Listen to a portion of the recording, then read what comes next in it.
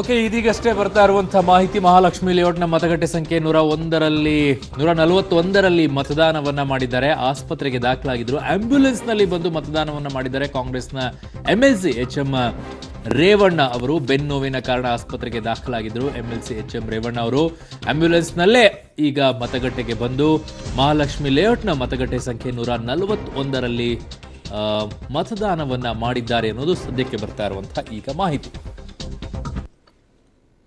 Okay, ದೃಶ್ಯಾವಳಿಗಳಲ್ಲಿ ನೋಡ್ತಾ ಇದ್ದೀರಾ, ಬೆನ್ನು ನೋವಿಂದಾಗಿ ಅವರು ಆಸ್ಪತ್ರೆಗೆ ದಾಖಲಾಗಿದ್ರು. ಆ ಬೆಲ್ಟ್ ಎಲ್ಲ ನೀವು ಗಮನಿಸ್ಬೋದು. ಆಂಬ್ಯುಲೆನ್ಸ್ನಿಂದ ನೇರವಾಗಿ ಇಳದೆ ಮತದಾನವನ್ನ ಮಾಡಕ್ ಬಂದಿದ್ದಾರೆ. ಮಹಾಲಕ್ಷ್ಮಿ ಲೇಔಟ್ನ 141 ಮತಗಟ್ಟೆ ಸಂಖ್ಯೆ ಅದು. ಅಲ್ಲಿ ಆಗಮಿಸಿ ಮತದಾನವನ್ನ ಮಾಡಿದ್ದಾರೆ.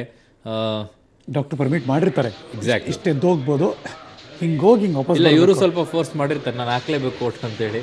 ಸೊ ಡಾಕ್ಟರ್ ಅದಕ್ಕೆ ಇಲ್ಲ ಅನ್ನೋಕ್ಕೂ ಆಗಲ್ಲ.